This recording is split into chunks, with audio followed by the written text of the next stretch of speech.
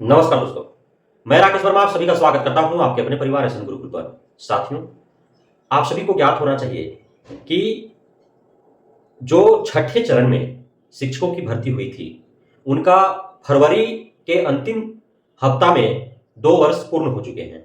अर्थात उनका जो नौकरी का जो निरंतरता है, बिना किसी टूट के अबाध्य और अटूट तरीके से उनका पूर्ण हो चुका है। तो अब नियम और शर्तों के आधार पर चूंकि उनका अटूट और अबाध्य तरीके से छठे चरण में बहाल नियोजित शिक्षक शिक्षिकाओं का 2 वर्ष पूर्ण हो चुके हैं, तो उन्हें सारी सुविधाएं मिलने चाहिए एक नियमित शिक्षक के तौर पर। अब उसमें वेतनमान तय किए गए थे, ग्रेड पे तय किया गया था। उसके साथ साथ उन्हें वेतन वृद्धि का लाभ, उन्हें होम अलाउंस, उन्हें मेडिकल अलाउंस तरह के जो है सुविधाएं वो भी उन्हें प्राप्त होने थे। तो इसको लेकर के शिक्षा विभाग के द्वारा एक पत्र जारी किया गया है। लेकिन इस पत्र में जो सबसे बड़ा जो समस्या उत्पन्न हुई है वह है 1 to 5 में कार्यरत लगभग 20-22 हजार बीएड धारी नियोजित शिक्षक शिक्षकों के लिए, क्योंकि उन्हें इन सारी सुविधाओं से अलग रखा गया है। तो एसीएस के पाठक जब 11 अगस्त 2023 को माननीय सुप्रीम कोर्ट का जब फैसला आया कि 1 to 5 के लिए बीएड जो है अयोग्य है, उसके बाद से छठे फेज में बहाल बीएडधारी जो 1 to 5 में थे, उनके नौकरी पर खतरा मंडरा रहा था। तो एक नहीं कई दफा उन्होंने कहा कि वे बीएड धारियों के नौकरी को बचाने के लिए वे एक नहीं कई प्रयास करेंगे, सुप्रीम कोर्ट तक का दरवाजा वो खटखटाएंगे और इसके लिए हमेशा वो प्रयासरत रहे। साथ ही उन्होंने आश्वासन दिया था कि ये जो कोर्ट कचहरी के जो फैसले या जो भी मामले चल रहे हैं उससे किसी को घबराने की आवश्यकता नहीं है, उनकी नौकरी सेफ रहेगी, ऐसा उन्होंने आश्वासन भी दिया था। लेकिन अब जो है वो अपने वादे से मुकर चुके हैं। वे तो 1 to 5 में कार्यरत बीएडधारियों की समस्या को लेकर के माननीय सुप्रीम कोर्ट का दरवाजा उन्होंने कभी खटखटाया नहीं, वो कभी गए नहीं। अब जो है माननीय सुप्रीम कोर्ट का एक और फैसला आ चुका है। उस फैसले में 1 to 5 में बहाल 11 अगस्त 2023 से पूर्व के सभी बीएडधारी शिक्षक शिक्षिकाएं सुरक्षित हैं, ऐसा निर्णय दिया गया। लेकिन अब इस निर्णय से भी आशंकित और असमंजस में है छठे चरण में बहाल शिक्षक शिक्षिकाएं, इसलिए कि यह जो माननीय सुप्रीम कोर्ट का फैसला आया अभी तत्काल वर्तमान में, तो इसमें भी एक शर्त डाल दिया गया। वो शर्त क्या है? वह शर्त है कि माननीय सुप्रीम कोर्ट के द्वारा जो फैसला दिया गया 11 अगस्त 2023 से पूर्व 1 to 5 में बहाल बीएडधारी नियोजित शिक्षक शिक्षिकाएं या किसी प्रकार के शिक्षक शिक्षिकाएं जो बीएडधारी है 1 to 5 बहाल है, वो सेफ है। लेकिन कब? जब किसी भी कोर्ट के द्वारा, न कि सुप्रीम कोर्ट, किसी भी कोर्ट के द्वारा यदि अयोग्य न ठहरा दिया गया हो उन्हें, या फिर किसी भी कोर्ट का उस पर कोई जजमेंट न हो। अब यहां पे एक समस्या खड़ा हो गया, क्योंकि आप सभी को ज्ञात है कि माननीय पटना हाई कोर्ट ने 6 दिसंबर 2023 को ही छठे फेज में बहाल बीएडधारियों जो 1 to 5 में भी कार्यरत हैं उनको लेकर के अपना अंतिम फैसला सुना चुका है। और उस फैसले में उन्होंने 1 to 5 से बीएडधारियों को निकलने की राह प्रशस्त कर दिया है। तब अब क्या होगा? छठे चरण बहाल 1 to 5 शिक्षक शिक्षिकाओं का अब क्या होगा? अब यहां पे जो शिक्षा विभाग का पत्र जारी हुआ, जिसके तहत प्रारंभिक अर्थात कक्षा प्रथम से 8वीं, माध्यमिक अर्थात 9वीं 10वीं और उच्चतर माध्यमिक अर्थात 11वीं 12वीं में जितने भी छठे चरण बहाल शिक्षक शिक्षिकाएं हैं, अब उन्हें जो है नियमित कर दिया गया है शर्त के आधार पर। उनके लिए जो वेतनमान है वह 5200 से 20,200 तय था। ग्रेड पे जो है वह प्रारंभिक को 2000, माध्यमिक के लिए 2400, उच्च माध्यमिक के लिए 2800 तय है। उसके साथ साथ प्रत्येक वर्ष उनका वेतन वृद्धि होना है, उनका लाभ मिलेगा।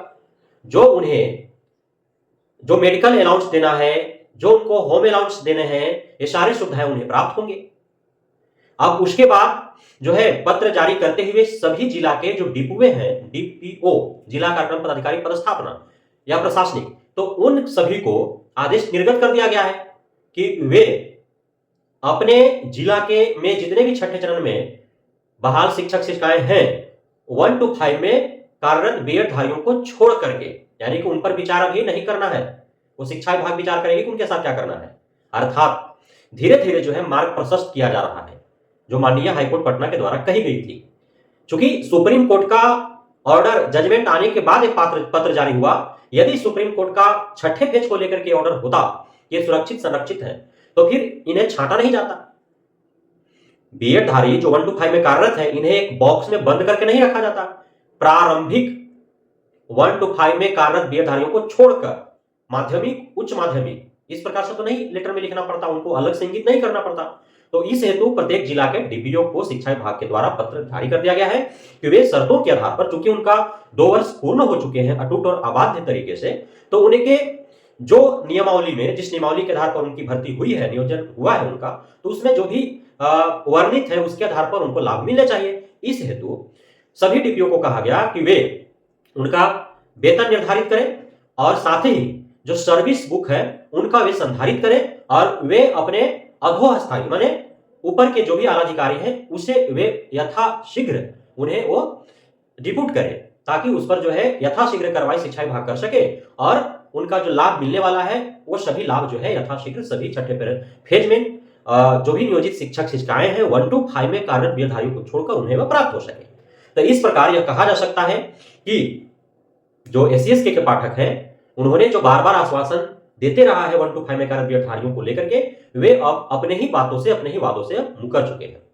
अब आते हैं कि आपने एससीएस के पाठक के द्वारा, शिक्षा विभाग के द्वारा एक नहीं कई बार पत्रांक आपने जारी होते हुए देखा होगा, पढ़ा होगा कि शिक्षक शिक्षिकाओं को हर हाल में प्रत्येक माह के 1 तारीख को वेतन उनके खाते में चले जाना चाहिए, लेकिन ऐसा हो नहीं पा रहा है। पिछले 3 महीना से देखा जा रहा है, एक हफ्ता 10-10 दिन बीत जा रहे हैं, लेकिन वेतन नहीं आ पा रहे हैं। अब इसमें गलती किसकी है यह कह पाना मुश्किल है कि प्रखंड शिक्षा पदाधिकारी गलती है कि जिला शिक्षा पदाधिकारी गलती है, डीपीओ की गलती है, या फिर शिक्षा विभाग से ही इसमें कोई खामियां है। यदि किसी प्रखंड शिक्षा पदाधिकारी गलती से भी ऐसा होता तो एक प्रखंड के अंदर खामियां होती, जिला शिक्षा पदाधिकारी या जिला कार्यक्रम पदाधिकारी के स्तर से कोई गलती होता तो एक आध जिला के समस्या उत्पन्न होती, लेकिन पूरे बिहार भर की यह समस्या है, तो कहीं ना कहीं शिक्षा विभाग की तरफ से जो है ये खामियां उत्पन्न की गई है। इस वजह से 10-10 दिन बीत जाने के बावजूद भी वेतन नहीं मिल पा रहे हैं। किसी का पूरा माह अंतिम जो है कगार पर आ जाता है, फिर भी उनका जो है पिछले माह का वेतन नहीं आ पाता है। कई के साथ ऐसा समस्या है। साथ ही अब कुछ ऐसे हैं शिक्षक शिक्षिकाएं, उनके सहयोगी शिक्षक शिक्षिकाओं का वेतन हफ्ता दिन 10 दिन के बाद तो आ भी जाता है, लेकिन उनके साथ उनका वेतन नहीं आ पाता है। अब वो अपने समस्या को लेकर के जाए कहां, यदि असमंजस है, कोई सुनने के लिए तैयार नहीं है, तो इस प्रकार की समस्या उत्पन्न हो रही है। तो एससीएस के पाठक ने जो कहा वेतन को लेकर के कि प्रत्येक माह के 1 तारीख को मिल जाने चाहिए, उस पर भी अमल नहीं हो पा रहा है, अर्थात एससीएस के पाठक उस पर भी कायम नहीं रह पाए। जबकि दूसरी तरफ देखा जा रहा है कि एक छोटी सी भूल पर भी शिक्षक शिक्षिकाओं को शोषित और प्रताड़ित करने जैसा शत्रुतापूर्ण भाव रवैया अपना करके पत्रांक जारी करके कोई जींस पहन के शिक्षक चल रहा है, उसका 1 दिन का वेतन काट लिया जा रहा है। कोई शिक्षा विभाग एससीएस के पाठक के विरोध में कोई प्रतिक्रिया व्यक्त कर रहा है, उसका 1 हफ्ते का वेतन काट लिया जा रहा है। कोई थोड़ा पुरजोर तरीके से मजबूती से अपनी बातों को रख रहे हैं, जो भी शिक्षा विभाग के तहत जो घपले घोटाले एसएसके के पाठक के द्वारा किया जा रहा है उसका जब कोई खुलासा कर दे रहा है तो उसका सस्पेंड कर दिया जा रहा है। इस प्रकार के कार्य हो रहे हैं, लेकिन खुद जो बीएड के लिए कहा उस पर उन्होंने कोई अमल नहीं किया। 1 तारीख को वेतन देने की बात जो उन्होंने कही, एक नहीं कई बार, उस पर वे कायम नहीं रह पाए। अब जो है विश्वविद्यालय में जितने भी शिक्षक और शिक्षकेतर कर्मचारी हैं उनका भी वेतन नहीं मिल पाया, होली में भी नहीं मिला, अब ईद रामनवमी पर भी उनका वेतन नहीं मिल पा रहा है। इसके पीछे का रीजन यह है कि एससीएस के पाठक ने बिहार भर के सभी सरकारी विश्वविद्यालय के खाते फ्रीज उन्होंने कर दिया है। इस वजह से अब जो है सेशन लेट पुनः होंगे, क्योंकि अब परीक्षा ही नहीं होगा, परीक्षा कंडक्ट कराने के लिए वित्त की आवश्यकता है और पूरी तरह से खाता फ्रीज है विश्वविद्यालय का।